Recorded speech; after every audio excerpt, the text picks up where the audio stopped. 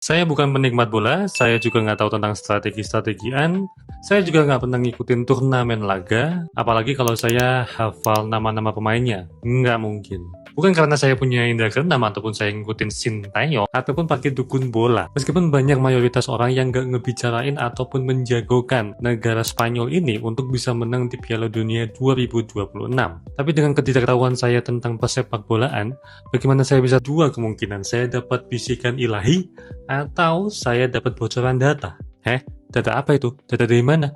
Jangan-jangan data random. Oke, kalau saya ngomong ini pasti akan dibilang asbun, karena saya dapat data ini dari video game. Nah, kan? Ini bukan video game tentang Senayang ataupun tentang judi bola online. Video game ini adalah EA Sports FC. Mungkin maksudnya Football Manager kali. Masih masuk akal loh itu, kan itu ada ngatur-ngatur strateginya gitu kan? Enggak, video game yang saya maksud adalah EA Sports. Di mana permainannya itu lebih banyak kendaliin permainnya satu-satu daripada ngasih strategi taktik itu aja. Oke. Jadi ini gimana nih hubungannya antara EA Sports dan juga data-data ini? EA Sports adalah pengembang video game yang bermarkas di Redwood City di California, Amerika Serikat sejak tahun 1991. Keberhasilan EA Sports sampai sebesar sekarang itu salah satunya dikarenakan hasil garapannya yang sangat detail. Dan sampai pada saat ini mereka sudah merilis banyak sekali produk video game yang ternama yang kita tahu kayak FIFA, UFC, NBA, NHL, NASCAR, dan lain-lain. Nah, untuk membuat video game ini terasa sangat realistis, mereka membutuhkan jutaan data dan mereka mengumpulkannya dari pemain di seluruh dunia. Dalam hal video game sepak bola ini, EA Sports harus membutuhkan data tentang profil pemain, tentang kecepatannya, passingnya, shootingnya, positioningnya, stamina, skill move, weak footnya, tinggi badan, atribusi fisik, dan juga kecenderungan cara bermainnya. Oke, itu kan ngumpulin data buat video gamenya. Lah, ini soal prediksinya itu mana? Dengan semua data yang awalnya mereka gunakan untuk membuat video game, kini mereka mencoba hal baru yang lebih revolusioner. Mereka menggunakan semua data tersebut, lalu mereka mensimulasikannya dengan video game EA Sports FC 26. Semisalnya nih, Spanyol lawan Brazil. Nah, itu dimainkan selama 100 ribu, bahkan puluhan ribu kali dengan database yang ada. Buset, itu dimainin satu-satu. Ada 104 pertandingan loh ini. Apa nggak tipes tuh yang main? Nah, jadi yang mensimulasikan itu bukan orang, tapi menggunakan kecerdasan buatan. Oke, setelah simulasinya selesai, maka statistiknya akan keluar. Dan tinggal dihitung aja negara apa yang sering banget keluar sebagai pemenang. Dan itu yang kemudian ditetapkan oleh EA Sports sebagai negara yang diprediksi menang di Piala Dunia. Oke, tapi yang jadi pertanyaan adalah, emang seberapa akurat sih EA Sports ini sebenarnya sudah lama melakukan simulasi untuk memprediksi siapa aja negara yang keluar sebagai juara dunia. Percobaan pertama mereka gagal karena mereka memprediksi Ceko sebagai pemenang Piala Dunia tahun 2006, tapi pemenangnya ternyata malah Italia.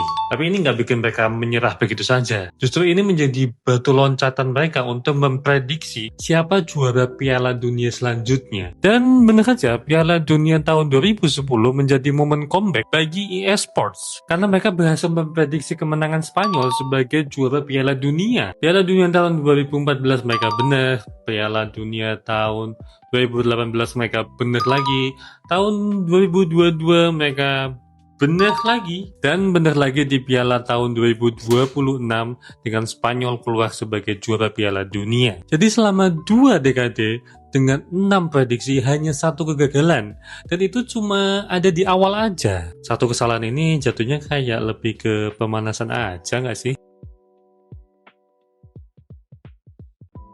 Nah, yang jadi pertanyaan adalah, apakah hanya EA yang bisa memprediksi seperti ini? Sebenarnya, EA Sports bukanlah satu-satunya yang memilih Spanyol. Ada banyak model probabilistik lainnya yang ikut memilih Spanyol sebagai juara Piala Dunia. Ada Opta Superkomputer, LPI Statistical Model, dan banyak model statistikal lainnya. Nah, terus ini berarti EA nggak begitu spesial-spesial amat ya? Nah, ini ada cerita menarik. Sebelum turnamen dimulai, tanggal 11 Juni 2026, EA dan Opta Superkomputer itu sudah lama memprediksi kemenangan Spanyol di juara dunia ini. Tapi ada satu hal yang membedakan antara mereka berdua. Apa itu? yakni kapan mereka mempublikasikannya. EA mempublikasi prediksinya tanggal 6 Juni, 5 hari sebelum turnamen dimulai. Sedangkan Opta Supercomputer itu lebih canggih lagi. Sistem ini sudah memprediksi sejak 1 Juni 2026, 10 hari sebelum turnamen dimulai, alias 5 hari lebih awal daripada EA Sports.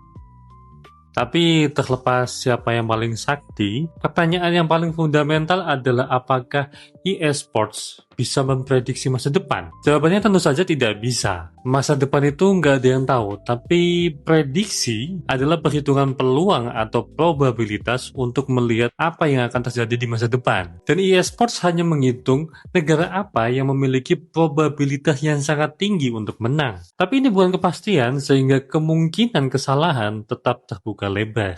Yang membuat saya terkejut bukan Spanyol keluar menjadi juara, karena siapa saja bisa menebak siapa juaranya. Dan ketika salah itu lumrah, tapi pun jika itu benar, orang hanya menganggap itu hanyalah sebuah kebetulan. Tapi yang membuat saya sangat terkejut adalah fakta bahwa perusahaan pengembang video game berhasil membaca kekuatan sepak bola dunia dengan sangat akurat. Dan mungkin ini menunjukkan bahwa di era sekarang, data seringkali mampu melihat sesuatu lebih baik daripada intuisi manusia. Kira-kira apakah di Piala Dunia selanjutnya EA akan kembali benar atau justru akan menutup dekade kedua dengan kesalahan? Oke, sekian pembahasan prediksi World Cup 2026 kali ini. Terima kasih sudah menonton sampai akhir video. Jangan lupa subscribe, share, dan like videonya. Bye.